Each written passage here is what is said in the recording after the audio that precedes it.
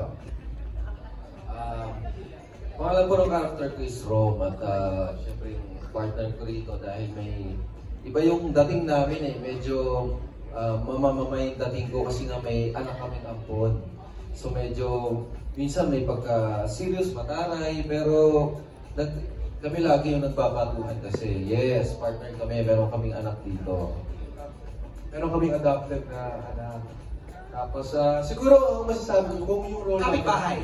Yes. Same village. Same yung the village?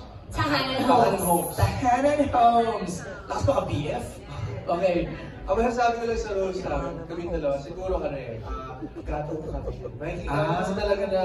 Consentidor? Oo. Consentidor eh. Kasi in real life, ko, bagay na itong dalawang to. Consent talaga. Parang kailangan ng konting push para talagang ka na parang magbibigay ng konting mali siya. Yung mga gano'n na datingan, pag masyadong sweet boy, pwede na lagyan ng mali siya yan. Yun ang role yung dalawa dito. Kayo, magkasama ba kayo dito? yes, magkasama po kami. Ang hirap naman ng role.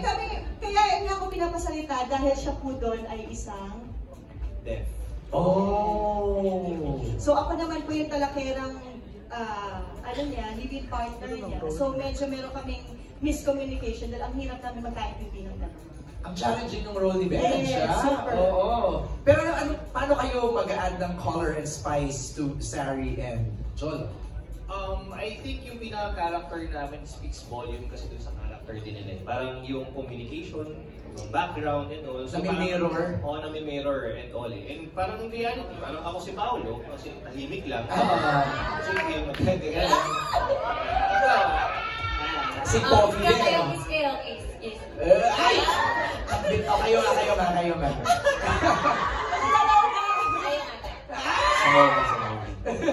Karina, what's your role here? Yes, ako po dito si Laika, ang pizza ni Sari. Ikaw yung nag-announce eh, di ba? Oo, Painlabin. namin si Ate Sari. Yes, nakakatawa po yung eksenang yun. And dito parang pasakit siya ng ulo ng ate niya. Opo, parang siya rin yung magbibigay ng konting lalim and dynamics sa mga sinacrifice ni ate and mga pinagdaanan niya in life. Wilma, Aling Nilda. Yes, ako yung taga-kain ng food props dito.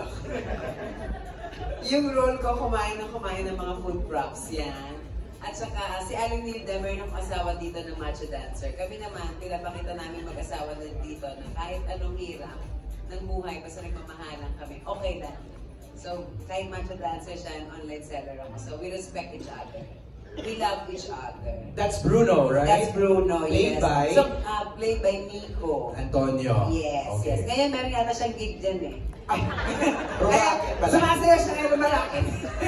Kaya wala siya dito. Sumegway na eh. Sumegway muna si Koya dyan.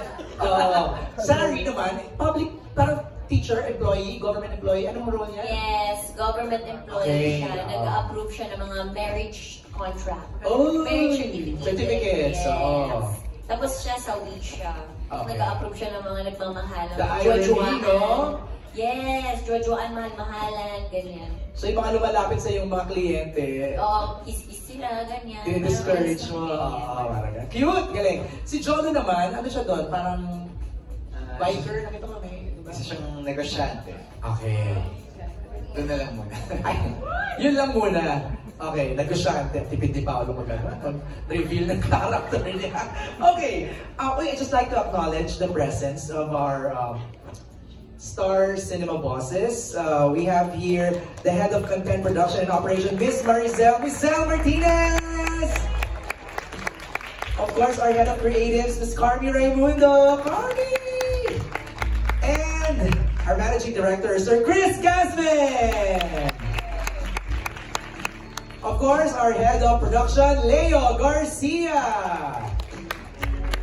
Our head of post-production, Rai Quintadar.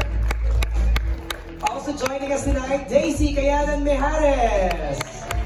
Our head of marketing, Nico Del Rosario. Kompleto, full force? Love it. Okay, tuloy tayo sa ating Q&A. Prime, may question sa'yo dito. Are there any classic rom-coms or specific writers that influence you sa story ng film na to? Siguro pinaka-similar yung Got to Believe ni Direk Olivia Lamasan. So, sa mga Gen Z na, di ba nakakapanood? Ano yun? Sabi nila, no? Ano yung Got to Believe? Uy, maganda yun! Oo, di ba? Ay, kasali ako sa movie na yun. Ay, wow! Ikaw pala yung partner. Haligi talaga to eh. Ay, better. Haligi to. Institution yan. Institution. Okay. Isabella, may question dito for you from Jeff also. And Patrick, baka you can also add. How do you approach writing a rom-com that feels timeless? Lagi kami nagsisimula kapag nagsusulat sa characters. So kailangan very real, very relatable ang characters. Very now sila. Nasasabihin natin na meron tayong kakilala na makaka-relate doon. Or kahit tayo mismo, makaka-relate tayo sa mga characters. So lagi doon kami nagsisimula kapag nagsusulat na makaka-relate tayo sa pain nila, sa pinagdadaanan nila, sa magiging takbo ng character nila sa kwento. And the fact that it's a love story, it will always be relevant and timeless. While listening to you lang, parang natutuwa lang ako. Feeling ko Kim and Pao, parang, you know, I always say this, no, pag nag-interview ako, parang movies are like time capsules. Feeling ko parang 10, 20 years from now, mapapanood natin to ulit. Alam mo yan, we'll look back at the kilig na binigay ni Kim and Pao for this movie. Di ba? Wait lang, ano ako naman? Absorb ko lang, habang nakasalita si Patrick. Okay, Glenn. Glenn Sibonga from Showbiz Bongga, magtatanong ng next question. Microphone for Glenn, please, pa-on. Thank you. Oh, ayan, Glenn, go ahead. Yes, good afternoon and congratulations syempre sa My Love Will Make You Disappear. Ayan, ito yung approved question. Ayan, para kay Martin. Martin, syempre ano yung feeling na reunited kayo ni Paolo sa trabaho? Syempre, ang tagal na rin, diba? And bilang kaibigan, ano yung mga napansin mong sweetness sa Kim Pao at saka nakikita mo bang in love ngayon si Paolo? Yeah. Talaga mo yun? Sa totoo lang, napakalaking bagay sa akin ito kasi matagal din kami hindi nagkita, nagkatrabaho ni Pao at nakarang taon pa iniisip ko na sana magkaroon ng pagkakataon naman na masuportahan ko naman yung aking kaibigan sa pelikula. Maraming salamat sa mga boss na naging totoo, di ba? Direct, napagbigyan ako ng pagkakataon na mapasama dito. At kasi si Paolo talagang tahimik yan eh, pero noong medyo teenager pa kami, alam ko pag may type siyang babae. Alam ko sa mata niya, sa tingin niya, sa galaw niya, pag nakakatabi niya yung babae. Pero hindi kita ibubuko, huwag ka mag-alala. Sa set naman, nag-e-enjoy kami kasi si Ate Wilma, siya yung tagapantay. Siya yung eto na, magkatabi na sila. Ayan na. Ayan na natin, guloy na natin. Ate Wilma, unahan mo na. Kasi baka pag kami ng gulo, magalit sa amin. Pero pag ikaw, Ate Wilma, talagang magtatawanan lahat. Cool lang lahat, mag-e-enjoy lahat. Hindi nyo alam kasi may insider ako dyan. Usap na kami ni Wilma dyan eh. Pero isa lang ang masasabi ko, kahit kami mga cast dito, para sa amin, totoo yung nangyayari. Natural, hindi pinipilit, at yun yung importanteng bagay at mas magugustuhan natin at natural yung kilig, yun yung importansya. Yeah, thank you, Glenn. Thank you, Glenn. Salamat. Maganda yung next question from Cinema Bravo. Idugtong ko na, no? For Mix. Mix, ang tanong niya is, what were the fun behind-the-scenes moments with your co-stars na pwede mong isplok sa amin? Siguro, yung dynamics talaga namin, kahit I think most of us parang first time na magka-work together, correct? Pero yung relasyon namin talaga, may kita nyo on-screen na parang talaga yung magkasama. Ganun yung vibe na nagkasundo talaga kami lahat, nag-click kami. Napansin ko yun. Pumunta ako ng set para lang kayo magkakabarkada. Actually, may kami doon. Sige ko na rin, may mga approved questions sila ngayong gabi. Lahat po ng mga gusto niyo itanong na hindi na-approve, tinatanong niya ni Ate Wilma. Ay, totoo?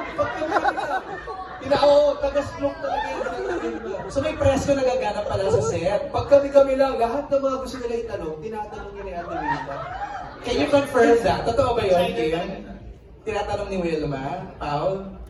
Marami kasi siyang tanong. Alam mo namang ano na to sa sibilisasyon ng showbiz, haligi. Parang isa siya sa mga haligi ng mga showbiz industry. Grabe naman, nagmamarites lang. Pero go ahead. yung kagandahan dahil nag-bonding kami, nag-blend kami well, ang ganda na meron kang cast na talagang sumusuporta sa napaka-husay na love team na to. Natin kung love team talaga to. Ganyan naman. Ganyan natin. Ako, nag-aamang. Maganda yung vibe eh. Ang ganda ng vibe ng cast. Sabi mo nga sa akin, Wilma, di ba? Spluk. Dahil pa sa promo, spluk kung spluk. Di ba? Ay, kaya nga sinabihan ako ngayon eh. Huwag ka magkasalita. Sa lahat po sa akin Pumapasok pa lang ako ng gate ng ABS-CBN. Talaga sabi, yung sa trailer lang ha, huwag kang magsasalita. Magsalita ka! Pagsalitain niya. Sino gusto magsalita si Wilma?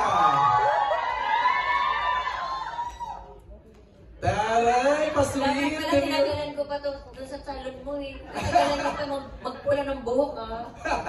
Okay, thank you, Mix, for answering that. Karina, ang next question ni Cinema Bravo is, do you see yourself portraying a leading lady there in a rom-com movie in the future? Ayan! Siyempre, of course, I hope so. Always praying naman po na dumating yung tamang time or perfect timing for me. And also, tamang katrabaho. And yun nga, pinag-uusapan namin actually kanina lang sa dressing room before kami bumaba dito. Sabi nila, Direk, ni Ate Loves na, we will pray, hopefully, na that time will come, syempre. And I'm so happy na I get to witness Kim Pao also as well. Syempre, as an inspiration and a stepping stone na rin towards that dream. Oo eh! Kayo lang ako pala. Bakit wala pang laman sa set? Sa set kasi paminsan medyo lumulunod na po yung brains ko. Pero ayan nga. Kasi sobrang happy po talaga sa set namin. So nakakalutang pa ng brains yung pag-happy sa set, no? Pag medyo mga madaling araw na po. Ayun! Alright, thank you, Karina. For Lovely and Bench, ang question ng Cinema Bravo is, if the movie had a sequel, what do you think would happen next for your character? Also kay Wilma, if the movie had a sequel, what do you think will happen to your next character? Next year. Feeling ko kung magkakaroon ng kadugtong yung movie na to, I think mas magta-translate yung relationship ng Sally and Jolo. Kasi kapag napanood niyo yung movie, makikita niyo yung bakit nga ba kami siguro nandito as people from tahanan homes. Kasi yun yung magre-represent talaga who they are in the movie. So, I think that would be really interesting kapag ano. Tsaka, medyo kinokontrata kasi namin si Direk Chan na sa next movie niya, kasama talaga kami. Tsaka idadagdag ko lang, no, na parang dahil sa kanilang dalawa, nakakatulong talaga sila sa bawat character namin. So sa bawat na nangyayari doon, meron silang na itutulong, hindi lang yung problema nila, kundi pati sa amin. So, maganda talaga. Dapat to talaga may sequel number 2. Ay, wow! Yes. Meron talaga to. Tingnan mo. Diba sabi mo naman every 10 years, maghihintay tayo. So, baka yellow naman ang hair ko that time. Palitan natin. Maghihintay ako ng second sequel kasi sigurado talaga akong maraming kikiliging mga kabataan.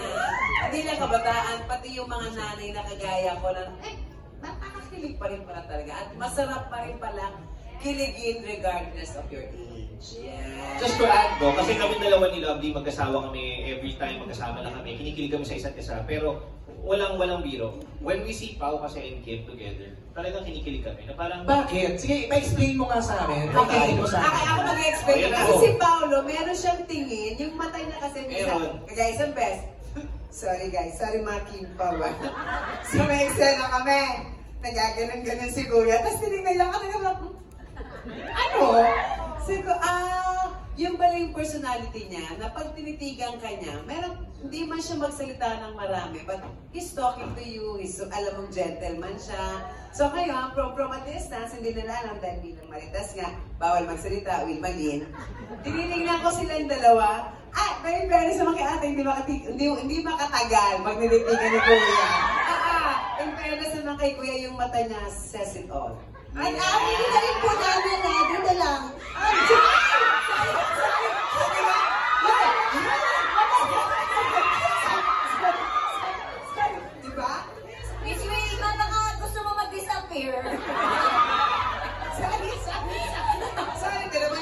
tinginan, sorry.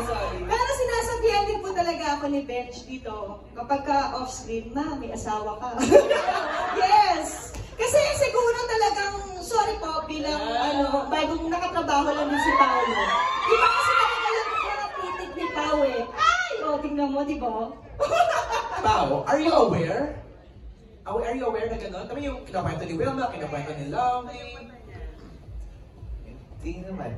Sa eksena kasi nangyayari yun. So, syempre sa eksena, tinitignan mo talaga yung kung kanino ka naglilinya.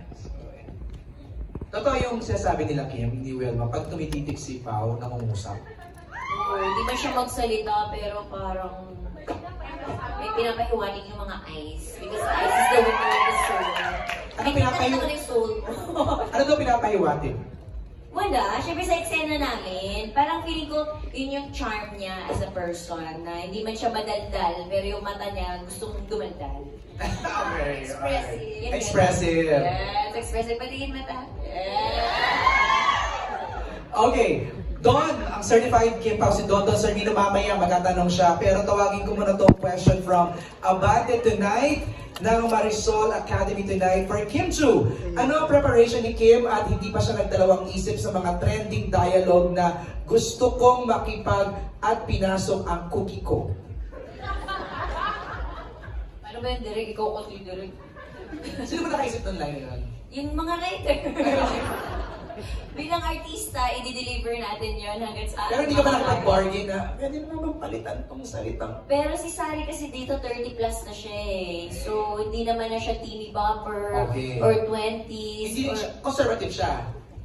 Conservative siya kasi wala na siyang choice eh. Kasi NBSB talaga siya kasi lahat na minamahal niya, nawawala. Yung parang gusto niya lang mahalin pero alam na wala na sila. Kaya curious talaga siya about everything, about love, ganyan. Ayun, so pinasok ko na yung sarili ko kay Sari, cookie. Nag-iba na yung character name mo. Naging guinea na pala siya. Pero ano din naman, binasa ko yung script. Katawa. Nalito na rin ako kasi yung guinea talaga yun. Pero parang pag binasa ko naman yung script, hindi naman siya basta lang sinulat or basta sinabi.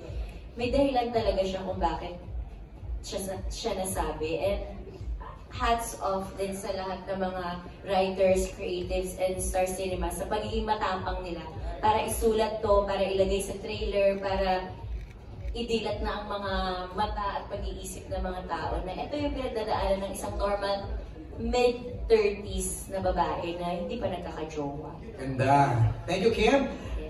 For Paolo naman, Paolo, carry mo bang magmahal ng girl kahit kapareho ng character ni Kim? Mawawala? Oo. Siguro parang para sa akin, parang noble sacrifice siya pag ginawa mo yan, di ba? Parang, feeling ko sa personality ko, gagawin ko. Dahil parang, ayokong ipag-create sa kahit kaninong tao yung pakiramdam ng may nagmamahal sa kanya.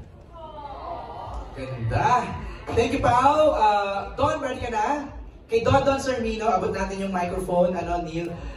Certified Kim Pao to. Diyos ko, parang gabi-gabi yata. Kim Pao ang nire-report. Don, go ahead. Hindi, kasi ang daming fans ng Kim Pao talaga. Talaga!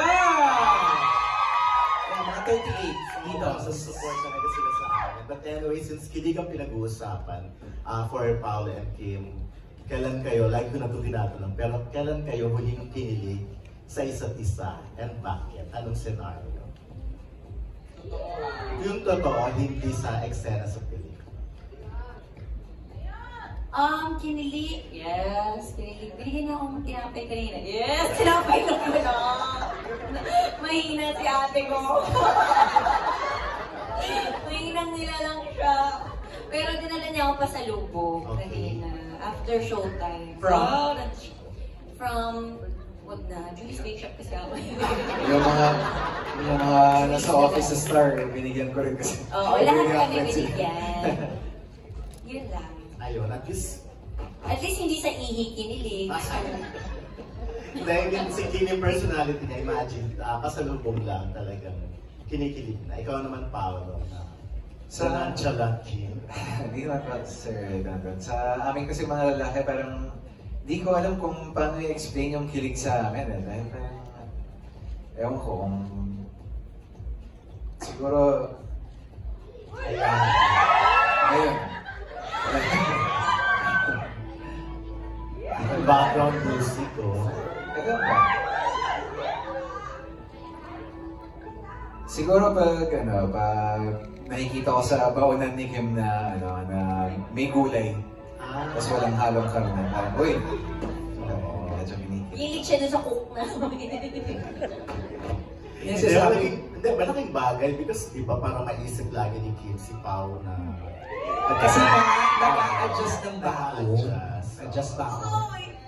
Talagang part na ng buhay nila ang isa't isa. Thank you very much. Ayun na lang muna, Thank you, Don. Maraming salamat.